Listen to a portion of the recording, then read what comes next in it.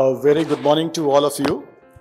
Respected Sminu Jindal ji, Abhidoy Jindal, Mrs. Preeti Patel, Monica Bachchan, and Sri Suri, and dear colleagues who are present here today. 26th of August is a very famous day for many aspects. I think Monica Bachchan has picked up a very particular date, and it's considered to be quite auspicious. Some of the things which have happened on 26th of August I would like to bring about. Number one, it's been famous for Women's Equality Day in the US. It's the birthday of Mother Teresa. The French Revolution Declaration of Rights of Man and Citizen approved on this day in 1789. The steamboat was invented on this particular day. Today in some parts of India, it is celebrated as Tej, where the women pray for their longevity of their husbands. And on top of it, I think it's very important for today as a nation as a whole and Steel Authority in particular, because two of our ships, warships, are being commissioned today at Visakhapatnam, that is INS Udaygiri and INS Himgiri, by the Defence Minister of India. It is being commissioned by the Defence Minister at Visakhapatnam today. And let me also celebrate India's glory that Udaygiri, INS Udaygiri happens to be the 100th ship designed by Indian naval architecture people. And that's a big achievement. We have developed 100 ships in the country today. It's also US tariff review on India will also be reviewed today. There is another very important day which I would not like to mention. It's a very controversial topic. Today is also World's Dog Day, but I will not touch upon that. I'll begin with 22nd of April, when the clash with our neighbors began. The horrific incident that took place in Jammu and Kashmir, and post that the clash with our neighbors, which lasted up to 11th May. There is a design to really put India under pressure, and I think the need of the hour is we all have to rise to the occasion and we have to really fight back. We all know Indian steel industry is going at a very fast pace. GDP is growing as the fastest growing nation in the world. But time has come where we really need to pull up our socks and really work for our nation, and we really want to take it forward so that no country can threaten us in the future. I think the Prime Minister had recently had a meeting of the cabinet where second stage of reforms have been considered, and the need of pace of development also needs to be enhanced. 1 year ago, there was an upheaval in Bangladesh where the government got changed. That has also, to some extent, weakened our neighbors, whether it is our neighboring country on the west or east. These are all troublesome problems, but we really need to work hard towards self-development. And I think Monica Bachchan has picked up a very apt topic, Atmanirbhar Bharat, made in India steel. So I really congratulate you, Monica Bachchan ji. The way you have risen in the last 10 years, it's tremendous. Like, we really want to give a clap for you for this achievement. India as a nation, we need to really grow, and we want to grow as a nation and to bring a double-digit growth in the country. A very important topic is defense today, and SAIL has been a pioneer in the growth of India's defense. In the year 1922, the Prime Minister inaugurated INS Vikrant, and in the last 3 months, SAIL has been continuously contributing towards India's defense.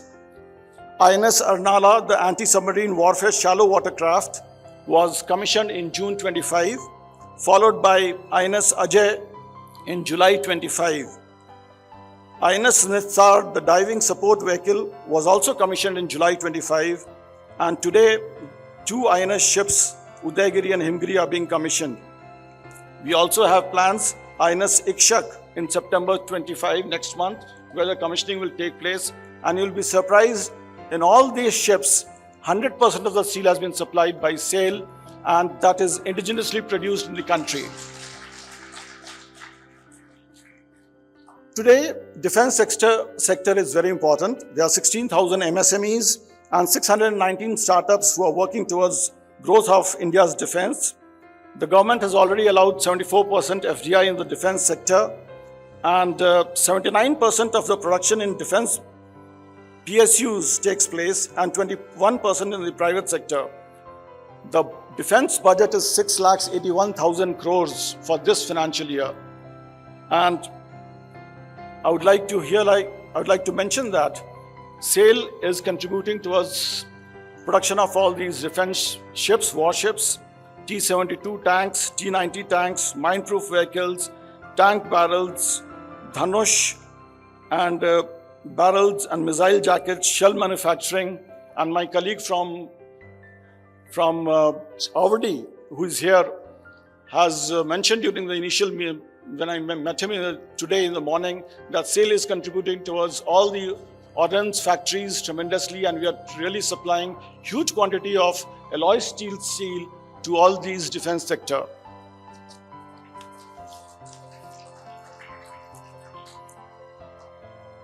Today, India is growing at a very fast pace, as mentioned by Suri Saab. And the best part is our consumption is growing. Last year, it grew by 11.5%. And we are a net importer, but we need to really pull up our socks and improve our exports in the coming years.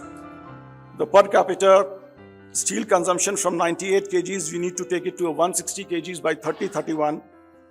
And during this year, January to July, World Steel Association figures says that China has grown by minus 3.1, whereas India has grown by 9.8%. So that's a big achievement, and we are the fastest growing steel consumer in the world today. SAIL has contributed in the major projects in the country. I'll just like to mention a few major projects where SAIL has contributed. Kaleshwaram water pipeline, we have supplied 12 lakh tons of steel in the last 3 years.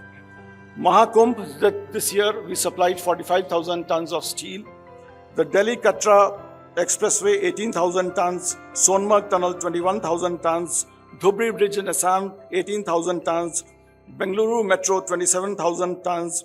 Aparna Group and My Home Group, 47,000 tons. Mumbai-Ahmedabad High-Speed Rail, 92,600 tons. ISP Kallisin's river linking project in Madhya Pradesh, we have supplied 1,55,000 tons, and the Ken-Betwa river linking project is on, and we are supplying in that also. I can go on and on, but I'll stop here because of paucity of time. Now coming to railways, I would just like to mention that people of my generation, or people who have traveled by rails in the last 20 years, you would remember that when you used to travel by rails, you used to get a continuous sound of cut, cut, cut, cut, cut, cut, cut, cut, cut. But if you travel today, you don't get that sound. Do you know why? Because Indian Railways earlier used to make rails, use material or rails of 13 meters length. 13 meters length. Today, SAIL is supplying rails in 260 meters length, and therefore you don't get that sound.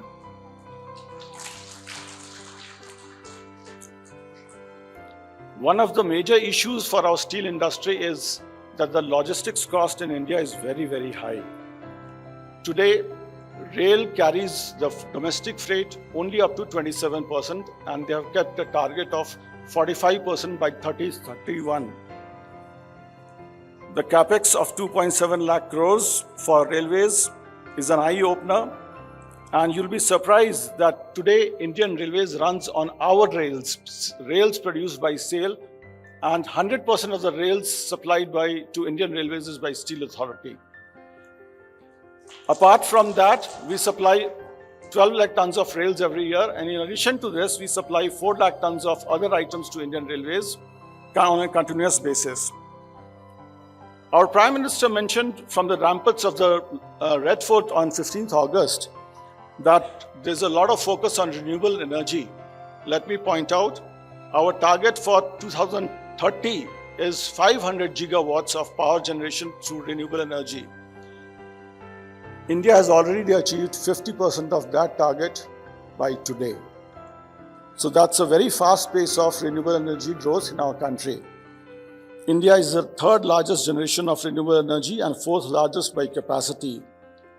The Khavda Renewable Energy Power Project, solar power project in Kutch area covers 72,600 hectares, and the Balda Solar Renewable Energy in Rajasthan covers 14,000 acres of land, and this is Asia's biggest power plant.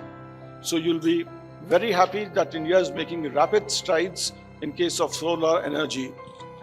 BHEL and Adani Power are putting up two supercritical thermal power plants in Chhattisgarh and Mirzapur. The quality control orders by the Government of India is to ensure quality steel to consumers by ensuring BIS standards. This is also applicable on intermediate materials. This should also conform to BIS certification. 151 products have been covered by BIS in this aspect. CBAM is another issue where we really need to work together to reduce our carbon emissions. Coastal movement, ports, inland waterways, all need improvement to really bring down the logistics costs. So let's work together and really work together to make India once again a leading nation and be a developed nation by 2047. Thank you so much.